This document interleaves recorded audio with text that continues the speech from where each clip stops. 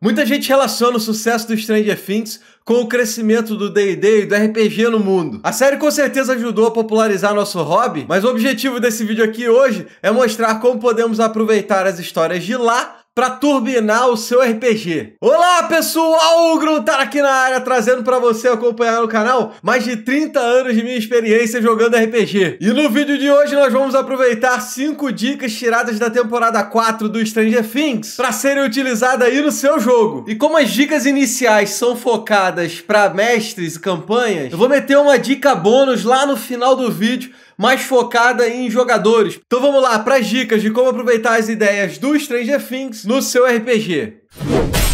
Você tá ligado que não precisa escrever toda a campanha com os mínimos detalhes para começar a jogar. Muitos mestres acabam se sobrecarregando, fazendo toda a criação do mundo, NPCs, vilões, tramas, maquinações, tudo para se sentir seguro e começar realmente o jogo. E isso não é necessário, não é a melhor maneira para você começar. Vocês acham que lá atrás, na primeira temporada, toda a situação do laboratório onde a Eleven estava presa tinha sido planejada, pensada, como foi apresentado na 4ª temporada? Os criadores podiam até ter uma ideia do que estava sendo montado, mas eu duvido que as coisas estivessem tão bem amarradas como que foi apresentado, isso anos atrás. Criar tudo antes pode apresentar um monte de problemas, pode atrasar o início do jogo, toda essa criação é um trabalho danado e acaba demorando bastante. Além disso, muito do material criado pode se perder se a campanha começar a tomar um rumo diferente, com os jogadores fazendo ações inesperadas. Ou pior, o mestre pode começar a forçar os jogadores a seguir um caminho que ele planejou. Além disso, o mestre pode ficar esgotado de ter tido tanto trabalho e até desanimado se o jogo começar a descambar para algo que ele não tinha planejado, que ele não tinha preparado. Por isso, minha dica é que para quando você for começar uma história, começa pequeno, devagar, tendo em mente só uma ideia central e a partir daí ir preparando o jogo 1-2 sessões para frente no máximo. Aquela simples missão para salvar a filha do ferreiro funciona muito bem. E aí aos poucos você vai deixando pistas, dicas, ganchos,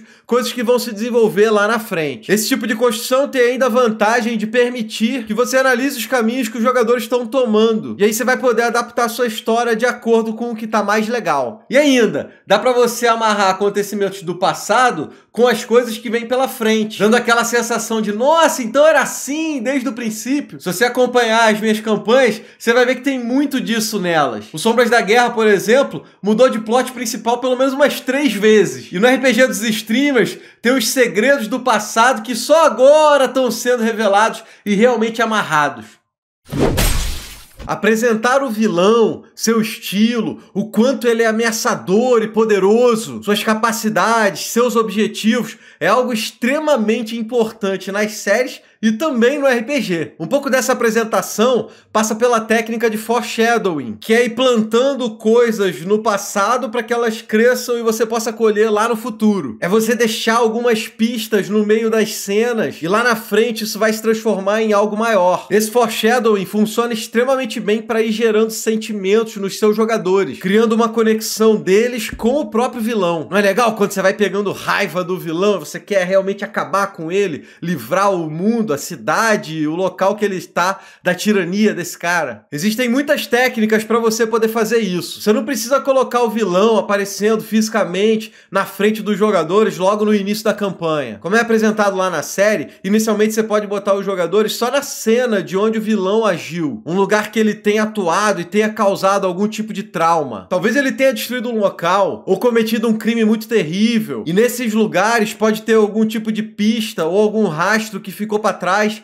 e lá na frente isso vai se conectar com o vilão, vai voltar a aparecer e os jogadores vão se identificar. Um exemplo do Stranger Things, falando sem spoilers, o vilão tem uma forma peculiar de cometer os assassinatos, e isso é mostrado bem antes. Lá na frente, quando vai acontecer com os atores principais, você já sabe o que vai acontecer, você fica naquela expectativa, você fica morrendo de medo porque você sabe o que tá por vir. Outra maneira de ter esse foreshadowing é ter os NPCs falando sobre o vilão. vilão. Tem até uma parada famosa de outras histórias, tipo Senhor dos Anéis e Harry Potter. Por exemplo, o nome que não pode ser pronunciado, nós não falamos o nome dele. Isso passa a mensagem para os jogadores que o inimigo é tão poderoso, é tão bizarro que não pode nem ter seu nome falado. Vai colocando um sentimento nos jogadores, sabe? Você também pode usar cartas, mapas, diários, coisas que podem ser encontradas no meio da campanha. E esses achados, essas pistas, essas menções sobre o vilão vão aos poucos apresentando ele, o que ele pode fazer, o que ele tá tramando. Fazendo tudo isso, você vai entrando na mente dos jogadores, gerando sentimentos neles sobre esse vilão. E quando você realmente apresentar o inimigo, vai ser como se eles tivessem conhecido e enfrentado ele há muito tempo. Tem uma rusga danada. Um ótimo exemplo disso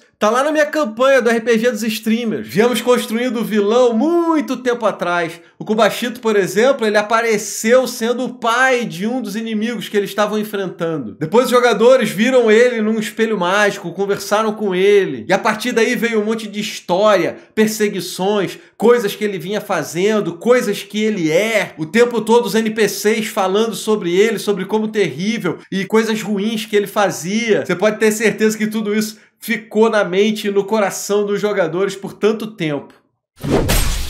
O título dessa dica pode ser curioso, mas você vai entender na explicação. Ainda estamos falando sobre vilões, porque eu quero que você entenda o quão legal é quando você tem um inimigo que precisa ter seus segredos revelados para que ele possa finalmente ser vencido. É muito mais maneiro do que uma criatura que pode simplesmente ser espancada e facilmente derrotada. Talvez não seja tão simples fazer isso no RPG, mas essa dica está relacionada com a anterior, o Foreshadowing, e com a próxima dica que eu vou deixar aqui, que é você ter um passo a passo da campanha. Normalmente você vai fazer isso fazendo esse adversário, esse inimigo, essa criatura, como sendo um ser muito poderoso, muito sinistra. E aí os jogadores vão ter que descobrir o seu ponto fraco ou uma maneira mais segura para poder enfrentá-lo. O seriado faz essa construção de maneira majestosa, bicho, e você pode aproveitar isso no seu jogo também. O início dessa história pode ser feito como a gente disse anteriormente, lá no foreshadowing do vilão. Talvez esse vilão só possa ser ferido com armas construídas de um metal puro, um metal especial. Ou talvez seja necessário um item mágico secreto para proteger o grupo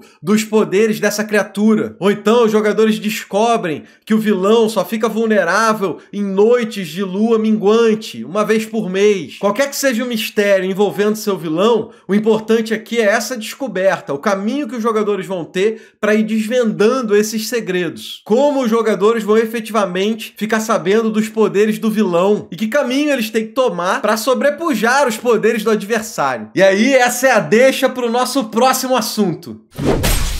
RPG é um jogo, bicho, e é importante que os jogadores saibam qual a direção, qual caminho esse jogo pode tomar. Se o jogo fica aberto demais e os jogadores não sabem qual caminho eles têm que trilhar para concluir os objetivos, tudo pode travar, ficar lento, complicado, perder o foco. Então o mestre tem que estar sempre dando dicas e apresentando opções para que os jogadores possam fazer as suas escolhas e ir tomando os caminhos viáveis para o sucesso do grupo. E aí, para fazer a ligação com a dica anterior, de você resolver o vilão, de descobrir os detalhes e os segredos desse vilão antes de vencê-lo, o caminho para os jogadores poderia ser algo do tipo: primeiro os jogadores vão descobrir que o vilão tem um ponto fraco, depois eles precisam investigar que ponto fraco é esse, aí buscar o item capaz de derrotar o vilão, depois na sequência bolar e executar um plano ideal para poder realmente vencer esse adversário tão poderoso. Tem isso na série, eles montam um plano muito legal para tentar derrotar o adversário. E aí o mestre pode ir preparando todos esses arcos da campanha, deixando esse passo a passo bem recheado, bem legal, para a galera poder jogar e aproveitar. E com isso, chegamos na quinta dica, mas lembre que não vai ser a última, vai ter uma bônus no final, vê aí. E de qualquer jeito. Estamos em tempos modernos, com problemas modernos, mas também soluções modernas. Uma das tretas mais clássicas do RPG é a agenda dos jogadores. Colocar todo mundo em volta da mesa para jogar não é algo simples. Trabalho, família, viagens, imprevistos, doenças, tudo entra no caminho nos piores momentos possíveis da campanha. E apesar da série mostrar um momento desses diretamente, com a galera tendo inclusive que buscar jogadores substitutos, eu quero focar em outro ponto e até dividir um pouco o assunto. Lá no seriado, chegando no final da temporada, o grupo tava dividido. E não dava pra adiar o jogo, adiar o combate. Então o que eles fizeram? Inventaram um recurso pra permitir todo mundo participando. E é engraçado, porque um recurso parecido já tinha sido utilizado inclusive no próprio Critical Role, permitindo que a Pai, que é a clérica do grupo, participasse de parte da campanha numa forma astral. Então meu ponto aqui é, RPG é um jogo. É claro que você não precisa abandonar completamente toda a coerência da parada, mas para esse jogo acontecer, vale a pena fazer de tudo para viabilizar a participação dos jogadores. Viagem astral, participação em sonho, teleporte milagroso do personagem, vale tudo, bicho. Você só precisa explicar minimamente essas aparições e viabilizar realmente o jogador. Mas isso explica a questão do personagem chegar na parada. E o jogador? O que fazer quando ele não pode estar presente na mesa? Jogar com o celular ou com o notebook no quarto do hotel? Tá valendo. Pelo computador na casa da namorada? Tá valendo também. É o ideal? Claro que não. Mas quem precisa do ideal na vida? O importante é que as coisas aconteçam. E aí agora chegamos na hora da dica bônus relacionada aos personagens que eu prometi. Só queria antes pedir aquele like maroto no vídeo. Você chegou aqui agora, espero que você tenha curtido. Então se você puder deixar o like, não custa nada pra você, vale muito pra mim. Como até agora falamos basicamente para os mestres e para as campanhas, eu queria deixar uma dica legal relacionada aos jogadores. E eu te faço uma pergunta.